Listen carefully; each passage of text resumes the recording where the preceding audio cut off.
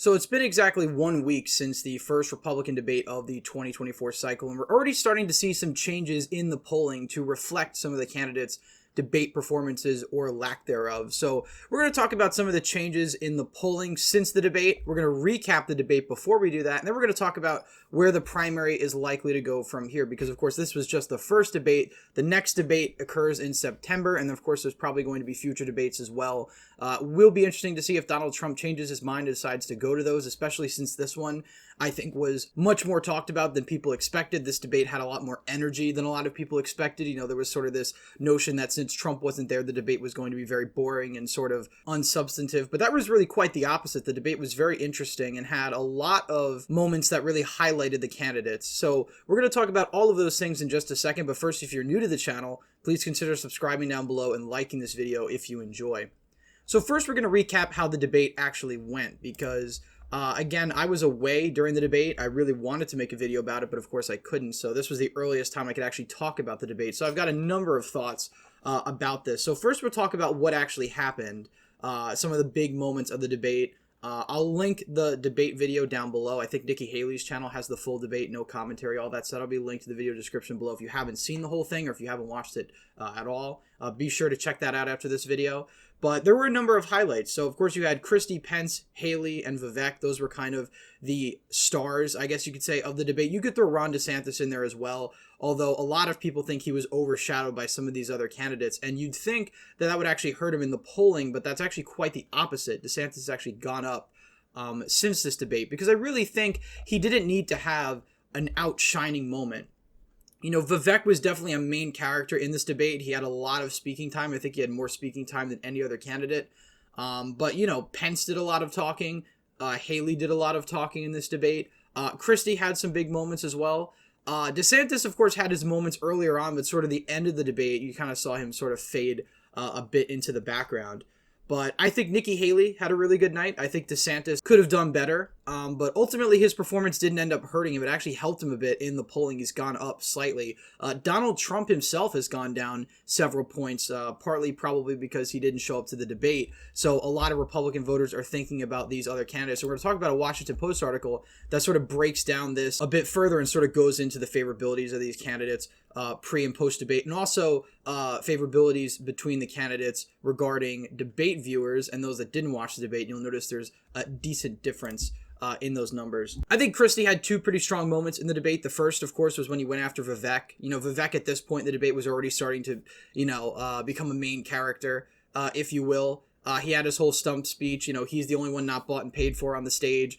He really had the charisma in the debate, and I think he stole the show early on. I wasn't really expecting Vivek to have such a strong performance, but Pence also had a pretty strong performance. So he rebuked Vivek. Vivek responded to him, and then you had Kristi come in a little bit later and basically hammer Vivek, because, you know, Vivek had a lot of pre-prepared talking points. You know, he's kind of trying to play the role of the outsider. I'm not a politician, which personally, in my opinion, I think is a very stale line at this point in time. I mean, Trump's been doing that for 8 years. You've had so many other candidates on the Republican and Democratic side both say they're not politicians, they're not bought and paid for. It's never really true. They're always usually bought and paid for the most part by somebody, at least when you're talking about these higher offices. But you had Kristi basically lay into Vivek. You know, he called him Vivek GBT or something. Basically called out, you know, his phony act, if you will. And it got a lot of applause from the audience. You know, Kristi, for the rest of the debate after that, when he was talking about Trump and January 6th, he got a lot of boos. But that was one of his earliest lines where he got a ton of applause from the audience. They were really eating that up early on. Because Vivek was really just attacking the other candidates. You know, he was the one really coming out swinging the most. And then you sort of saw, you know, Haley, Pence, Kristi defend themselves and attack Vivek back. You know, I think Pence was the first one to attack him in the debate, and then of course you had Kristi pile on, and then later Nikki Haley piled on as well. You know, Pence really went after Vivek because he has zero experience in politics. You know, he's from the pharmaceutical industry, so he really doesn't have any experience in the political realm. So Pence called him out on that. You know, he said Republicans need a candidate that doesn't need on-the-job training. You know, Pence really tried to highlight his experience with the Trump-Pence administration, which I don't really know if the audience was buying that, since Mike Pence does have a higher unfavorability rating than he does a favorability rating among GOP voters. We're going to look at that when we take a look at the Washington Post article. But you had Kristi have, I think, a strongish night. He could have had a stronger night. I think Nikki Haley did extremely well. Now, I think one of the biggest highlights for Nikki Haley was her back and forth with Vivek on foreign policy, because Vivek's foreign policy was essentially to leave Ukraine in the dust, basically let Russia take Ukraine, saying it's really not our problem. So he was going on the hard isolationist line, and Nikki Haley hit back at Vivek pretty hard, basically saying he doesn't know what he's talking about with foreign policy, saying that Vivek would abandon other allies of the U.S., Israel being one of them. And that got a ton of applause from the audience. I think that was the moment where Vivek's performance really started to dip. I think earlier on he was having a really strong night. You know, he was hammering into some of the other people on the stage. Had some pot shots at DeSantis, although DeSantis really wasn't directly attacked by any of the candidates. And I think that's one of the reasons why he didn't have a bad night, even though he really wasn't the star of the debate. Again, he was the one polling the highest. He's still polling the highest out of everyone in the debate. But he didn't really have a bad night because he wasn't really put in the hot seat being attacked by the other candidates. I think most of the other candidates agreed that Vivek was sort of their biggest threat because he had this huge surge right before the debate in the weeks before. And I think they sort of recognized that they have to take him out before they go after DeSantis and then Donald Trump. So you had those moments in the debate. Kristi and Asa went after Trump the most. The other candidates really didn't go after Donald Trump at all. Most of them played defense for him. Vivek was outright basically being a surrogate for Donald Trump. You know, he said Donald Trump was the greatest president of the 21st century, which was one of his biggest lines.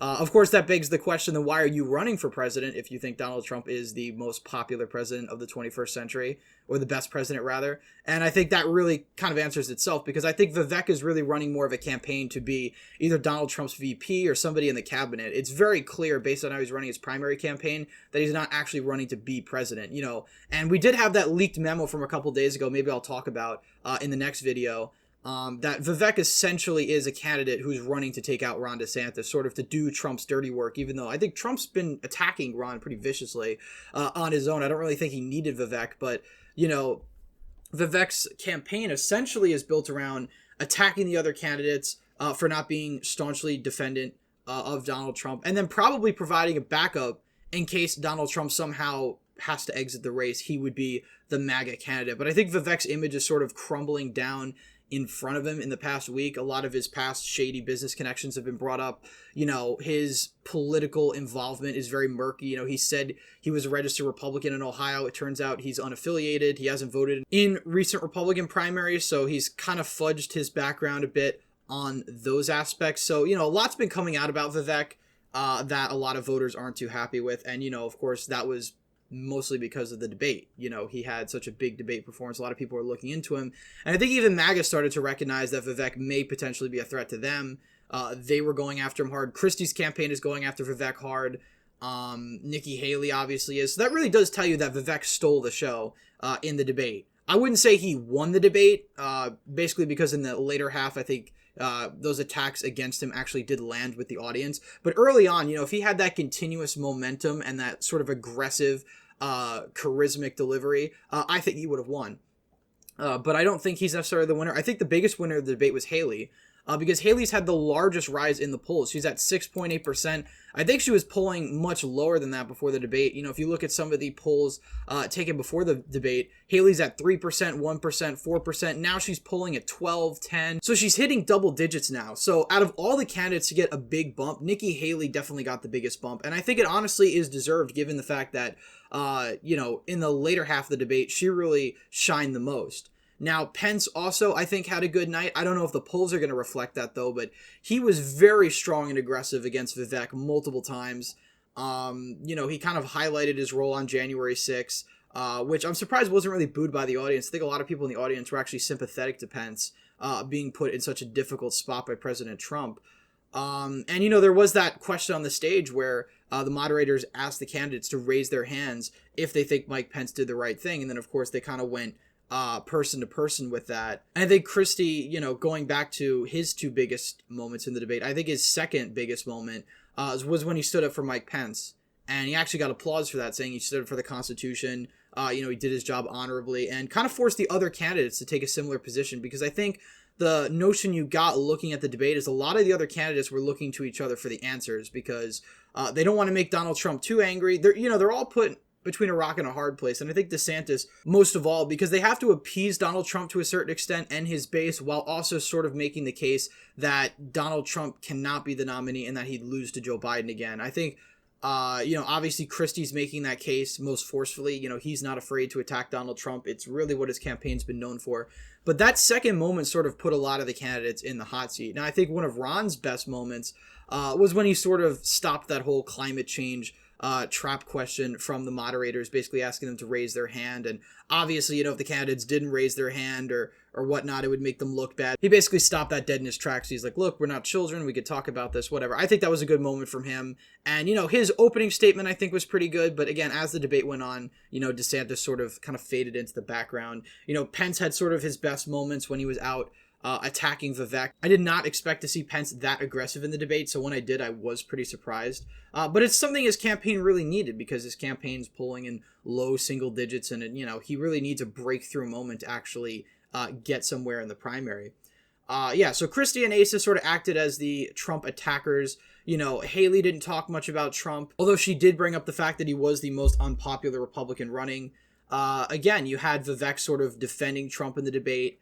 And Trump really was the elephant not in the room. And I think they even mentioned that during the debate, because even though Trump wasn't there, all these candidates were sort of acting in Trump's shadow, which really goes to show you that at this point in time, it's still Trump's Republican Party. I mean, all of these candidates were sort of trying to tailor their messages to appease the Trump base, the image that Trump has created around his candidacy over the past 8 years. So, regardless of what you think of the candidates or how they feel about Trump, this really is a Republican Party still in the shadow of Donald Trump.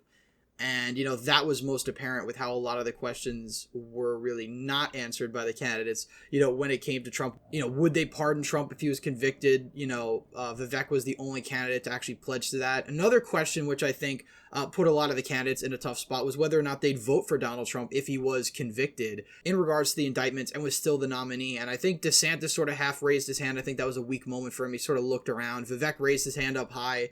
Some of the other candidates did as well. I think that was honestly a bad look for the Republican Party. I think one of the candidates should have stepped in and sort of stopped that question because I think it makes them all look bad. That's definitely going to be in a Democratic attack ad that all the Republicans, or most of them, raised their hands saying they would vote for somebody who was a convicted felon if they were the nominee. Now, of course, they have to say that because Trump still basically runs the party, and, he has big enough sway in the Republican base that he could really tank their candidacies. But also, it's really not something you want captured so clearly like that for the Democrats to be able to utilize. So I think that was a moment where a lot of the candidates were put in a tough spot. So, my overall thoughts on the debate. Now, a number of candidates got completely overshadowed. I think this was really the end of Tim Scott's campaign. Not that I really expected much from Tim Scott anyway, but he really didn't have any strong moments at all. He really didn't say anything profound. All of his policies were basically generic Republican policies. He really didn't have a strong night whatsoever. He was honestly very forgettable on stage. Doug Burgum, as much as people love Doug Burgum as sort of this folksy, Midwest guy, cowboy, shows up to the debate even though he breaks his leg or whatever, or pulls his Achilles tendon, whatever it was. He really didn't have any strong moments in the debate. And I could say the same with Asa Hutchinson. Asa Hutchinson was extremely forgettable. He really wasn't much of a force on the stage whatsoever. And, the rest of the candidates, did well enough. I don't think anyone had a really bad night besides maybe Tim Scott, who was basically just overshadowed in this whole process. But my biggest takeaway from this debate, as I mentioned earlier, is I think this kind of shows you that this is still Trump's Republican Party. Everyone was operating in the shadow of Donald Trump. Most of the candidates were too afraid to attack him head on. And, that's obviously going to hurt them because, again, as something Kristi always says, which I think is true, is if you want to win the Republican nomination, you have to run directly through Trump. And a lot of these candidates are trying to run around Trump. And it's really showing because Donald Trump's poll numbers right now, he's at 53, 49, he's at a majority of the vote, but he's not at 70, 80%. He's not totally unstoppable, especially if these other candidates consolidated around a stronger figure to challenge Trump. This would be a much more competitive Republican primary than it is right now. So, of course, the obvious question after the debate is who's going to be dropping out. I think Francis Suarez dropped out yesterday since his campaign's really not going anywhere. He didn't even qualify for the debate, so he's out of the race. But what of these other candidates? Asa Hutchinson really has no shot at all at the Republican nomination. He's somebody who should drop out.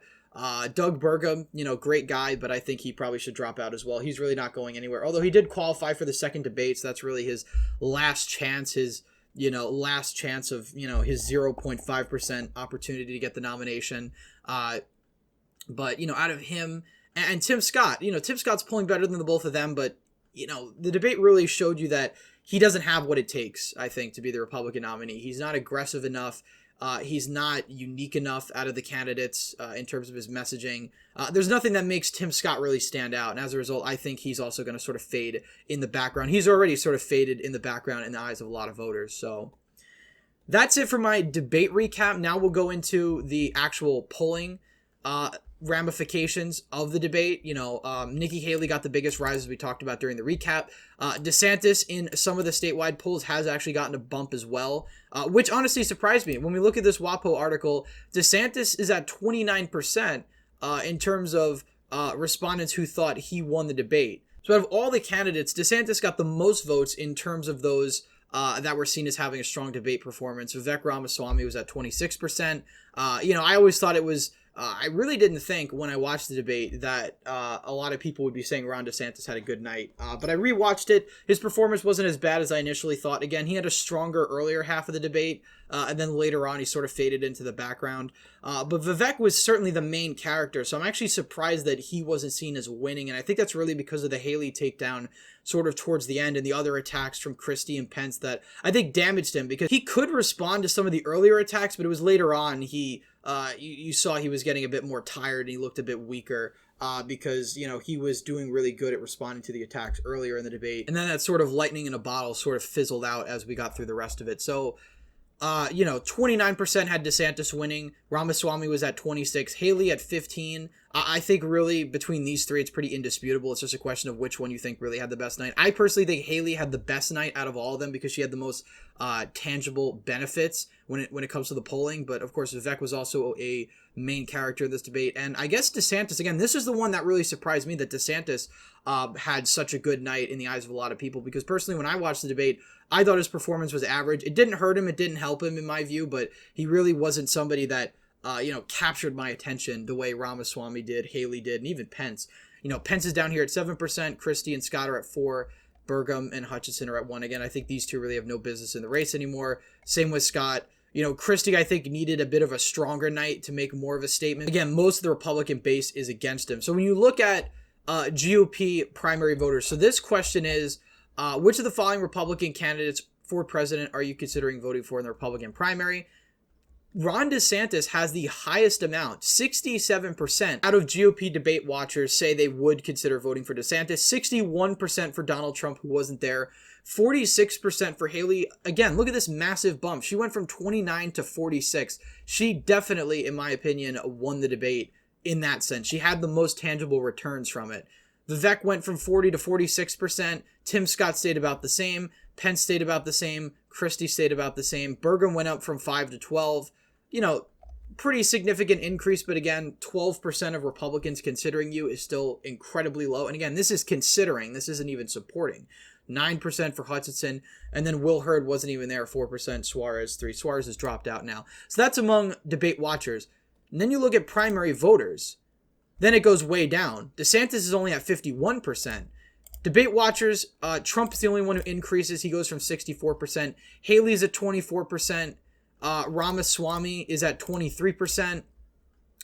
Scott's at 25%. 26% for Pence. 14% for Kristi. Burgum at 4%. Hutchinson at 5%. So there is a tangible difference between the wider electorate and people watching the debate, because people watching the debate are people that probably by and large want somebody other than Donald Trump as the nominee. So naturally, these other candidates are going to do a lot better.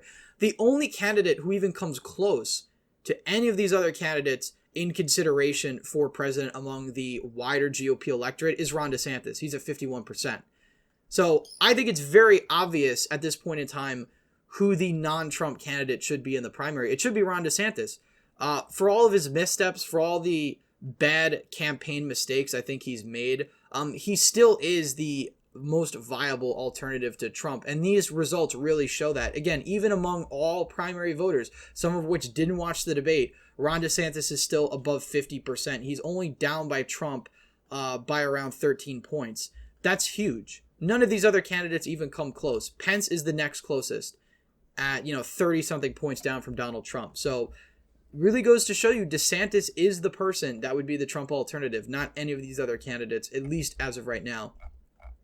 The second poll they asked them, and I think that's it in terms of the questions they asked their respondents, but the next one is favorability rating. So do you have a favorable or unfavorable view of the candidates? So among debate watchers, DeSantis has the largest favorability rating, 72%. Trump has a much lower one, 59%. Haley's jumped up from 51 to 65. Again, that's why I say Haley had the best night. She had the most tangible benefits from going to the debate. Ramaswamy jumped up 10 points. Tim Scott jumped up by around 7. Unfavorability rating, DeSantis is at 25. Trump's at 35. Again, 35 among debate watchers. A third of these potential voters have an unfavorable view of somebody who's, at this point, is sort of running away with the nomination. Haley's at 27. Ramaswamy's unfavorables jumped up tremendously from 13 to 32. And I think that's actually only going to continue to rise because this debate really put Vivek in the spotlight and, highlighted a lot of, again, the shady business connections he had leading up to his political career. Tim Scott goes from 12 to 23. We'll move down to the more minor candidates. Pence's favorability rating is 43%. It actually went up since before the debate. His unfavorables, though, are at 54. Kristi's unfavorables are at 60, but his favorability went up pretty considerably, 23 to 35. Burgum's favorabilities went up a lot, I think because of the fact he showed up and a lot of people probably didn't even know who he was. But his unfavorables also jumped up, interestingly enough, from 10 to 35%, which is interesting. Asa Hutchinson's unfavorables went from 23 to 47. So besides Mike Pence, he's the most unpopular person running in the Republican primary, and then of course his favorables went up from 17 to 34. So this is really the state of the Republican primary now. We're going to have several more videos coming out over the next week sort of talking about some of the candidates, some of the things that have been going on in the news, really following this closely because again, I would talk more about the Democratic primary, but there's really nothing happening. There's no debates. Biden is running away with the nomination. The other minor candidates are more so there to make a statement. But in the Republican primary, again, with sort of the volatility of Donald Trump, the indictments, anything could really happen. One of these candidates could be flung into first place if Donald Trump is somehow out of the race, whether that be through his legal battles or other things going on. I think it makes this primary a bit more unpredictable, even though, again, Donald Trump is still the favorite. There's certainly more opportunities for a shakeup in this primary as opposed to the Democratic one. So we're going to follow this closely. I think Haley had the best night. The next Republican debate is in September. Hopefully we'll be able to cover that in a more timely fashion. We're certainly going to be following the Republican primaries very closely over the course of the next few months, really leading into the primary contest.